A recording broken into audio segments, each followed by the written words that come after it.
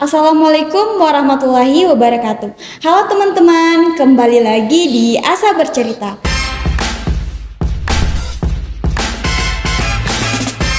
Saya Nur Asa Amalia yang akan memandu jalannya podcast kali ini.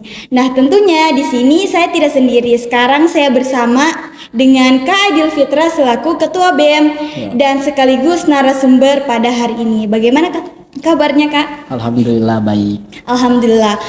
Pertama-tama saya mau mengucapkan terima kasih untuk kakak yang sudah mau menyempatkan waktunya untuk hadir. Nah, sesuai dengan judulnya, di sini kita akan membahas mengenai kenaikan uang kuliah tunggal atau biasa kita sebut dengan UKT. Nah, kita ketahui sendiri bahwa UKT di Unpad khususnya di Fakultas MIPA itu mengalami kenaikan yang sangat pesat. Contohnya seperti di program studi statistika. Nah, pada tahun 2022 itu uang kuliah tunggal masih senilai 3 juta. Sedangkan pada tahun ini sudah naik ke 5 juta. Nah, dari hal tersebut bagaimana pandangan kakak sebagai mahasiswa mengenai kenaikan UKT? Bismillah. Pandangan saya tentang kenaikan UKT saat ini yang terjadi di Unpad, tentunya banyak sekali program studi yang mengalami kenaikan UKT. Khususnya kita yang ada di MIPA saat ini, kenaikan UKT itu terdapat 2 program studi yang mengalami kenaikan UKT, yaitu program studi statistika dan program studi teknik geofisika, di mana program studi statistika dan teknik geofisika saat ini UKT-nya sama-sama sudah naik ke 5 juta.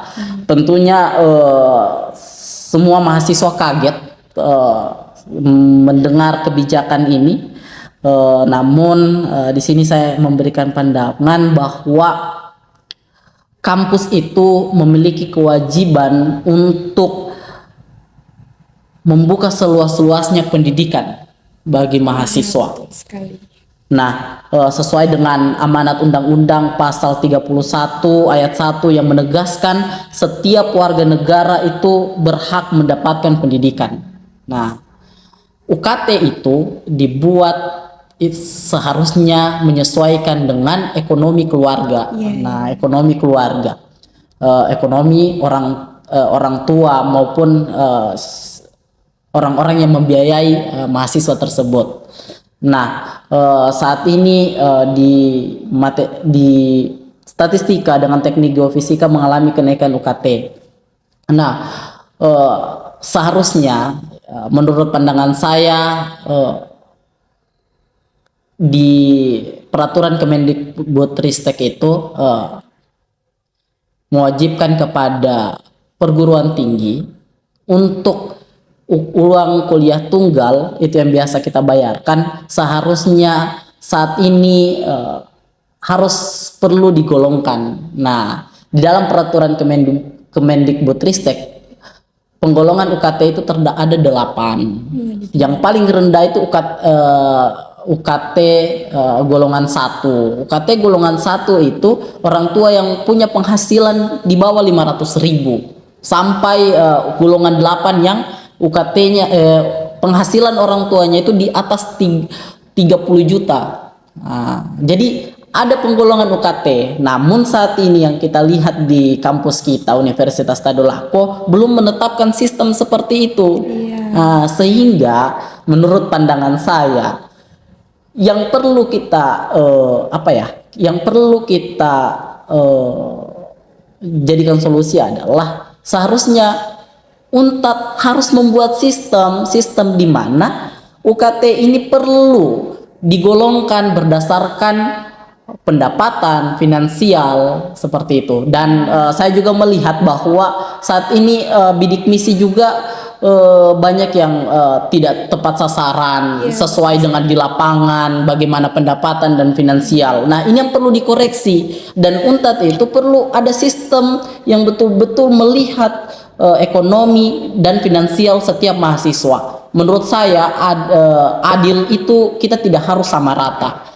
Tidak harus sama rata pembiayaan mengenai kuliah, tapi bagaimana semua kita yang mahasiswa Universitas Tadulako khususnya yang di MIPA mendapatkan fasilitas, mendapatkan hak belajar, mendapatkan seluruh haknya sebagai mahasiswa, meskipun biaya kuliahnya tidak sama, tapi berdasarkan golongan yang ada. Tentunya dengan melihat ekonomi keluarganya seperti itu. Ya, tentunya dari hal tersebut ya ada dampak langsung yang dirasakan oleh teman-teman mahasiswa dari kenaikan UKT ini. Nah, apalagi mahasiswa seperti yang kakak bilang tadi yang bidik misi itu tidak tepat sasaran atau mahasiswa yang tidak mendapatkan beasiswa dan termasuk ke dalam keluarga yang ekonominya mohon maaf ekonomi rendah. Nah, mungkin ini akan membuat mahasiswa tersebut terancam putus kuliah.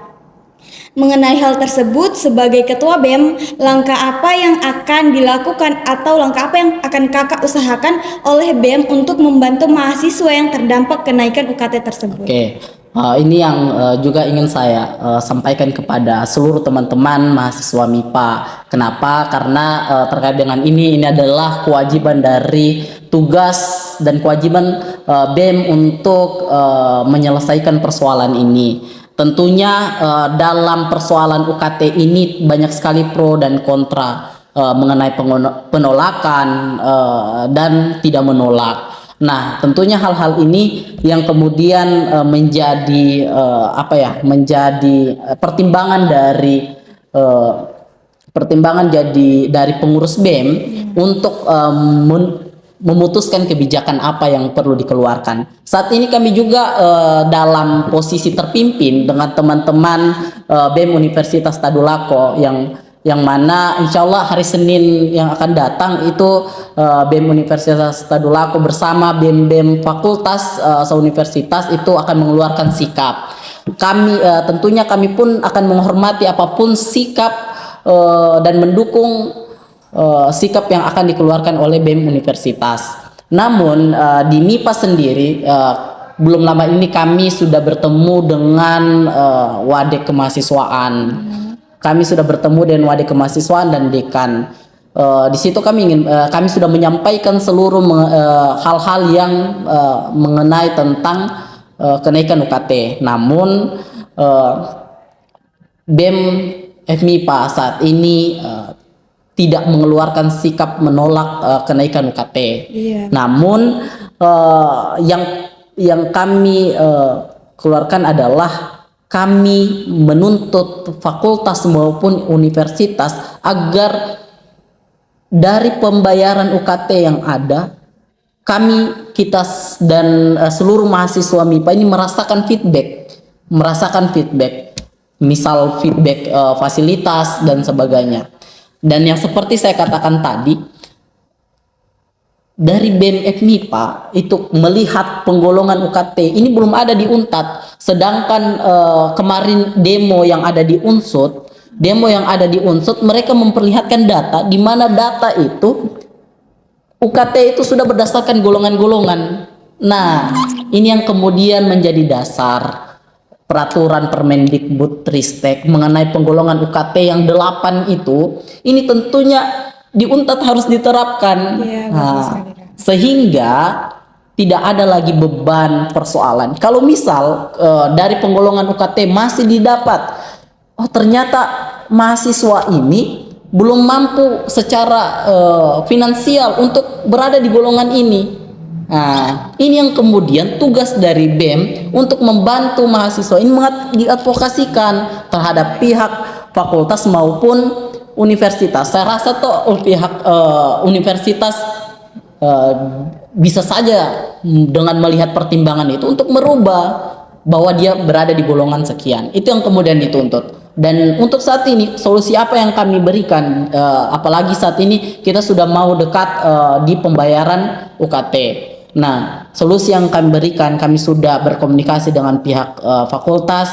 Insya Allah kami akan mengusahakan yang namanya pemotongan UKT sambil kami proses menuntut UNTAD ini melakukan penggolongan. Nah, kami melakukan pemotongan UKT itu bagi mahasiswa yang betul-betul sangat kesulitan dalam pembayaran UKT.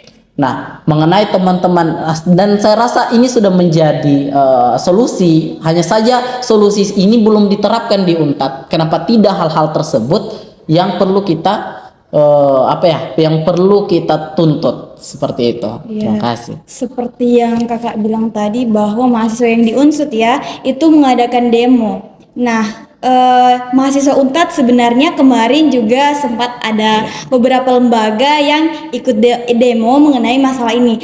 Tapi sampai sekarang hal itu tidak merubah keputusan dari pihak universitas.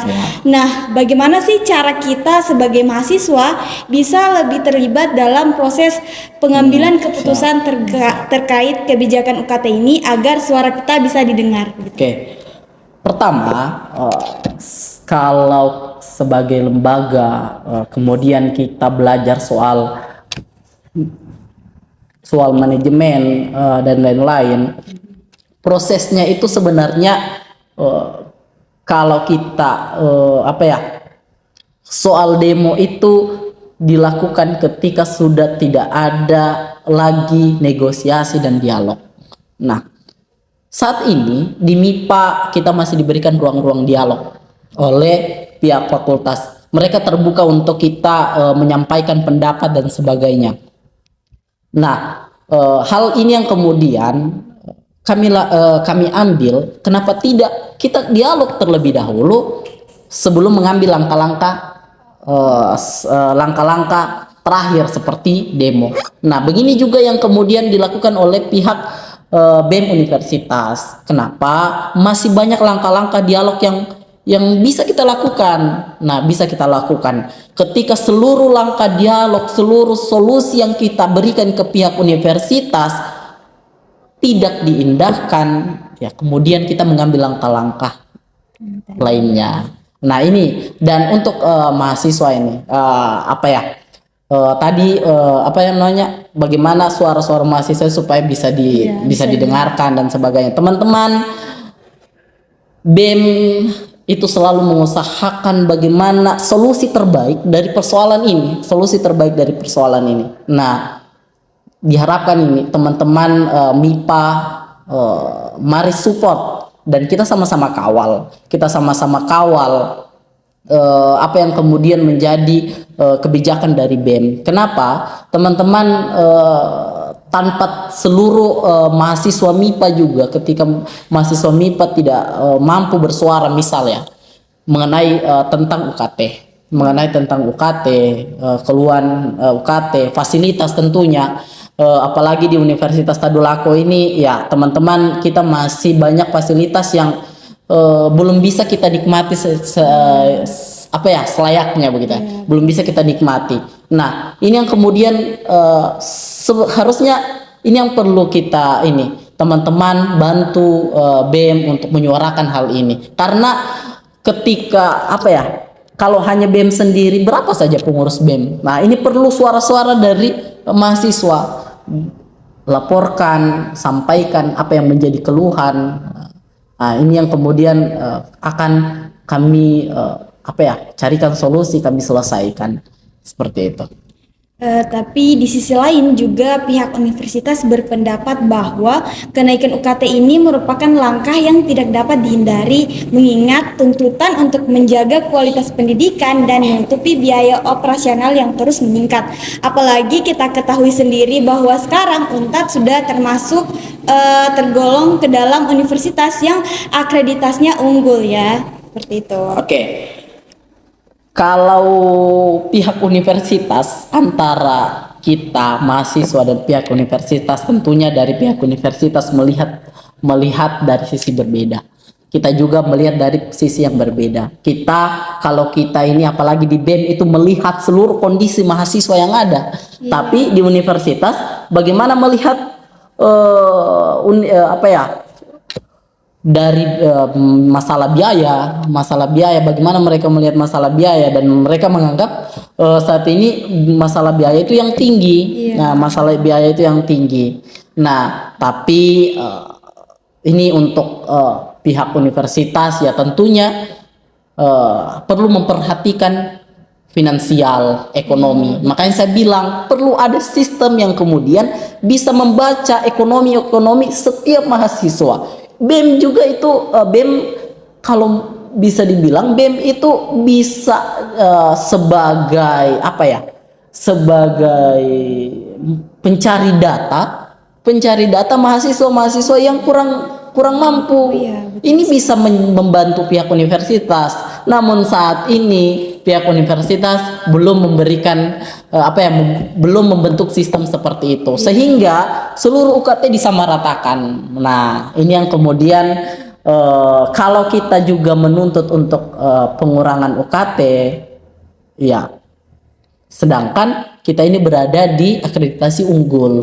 Nah, tentunya proses pembangunan ruang kelas dan sebagainya itu memerlukan biaya. Nah, secara logika, apalagi kita sama-sama di jurusan matematika, ya, secara logika, ya tentunya kita ingin orang bilang istilahnya seperti ini.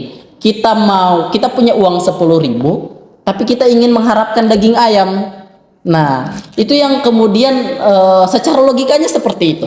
Secara logika bermain seperti itu. Sehingga ketika kita ingin mendapatkan pembangunan yang lebih besar, pembangunan yang lebih baik, ya tentunya ada biaya yang dibutuhkan dengan itu. Nah, tapi dalam hal ini perlu adanya juga transparansi, perlu ada dari pihak universitas, fakultas ke lembaga-lembaga, itu tentunya ada transparansi mengenai biaya. Sehingga saya rasa ketika ada sistem penggolongan UKT, ada transparansi yang jelas dari pihak universitas, saya rasa sistem ini akan berjalan dengan baik. Saya rasa semua proses pendidikan, proses belajar mengajar, proses kegiatan-kegiatan mahasiswa saya rasa berjalan dengan baik.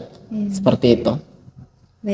Baik, terima kasih banyak Kak atas jawaban-jawaban yang sangat informatif dan sangat berguna sekali untuk kita sebagai mahasiswa. Sekian episode podcast pada hari ini. Sampai jumpa di podcast selanjutnya. Wassalamualaikum warahmatullahi wabarakatuh.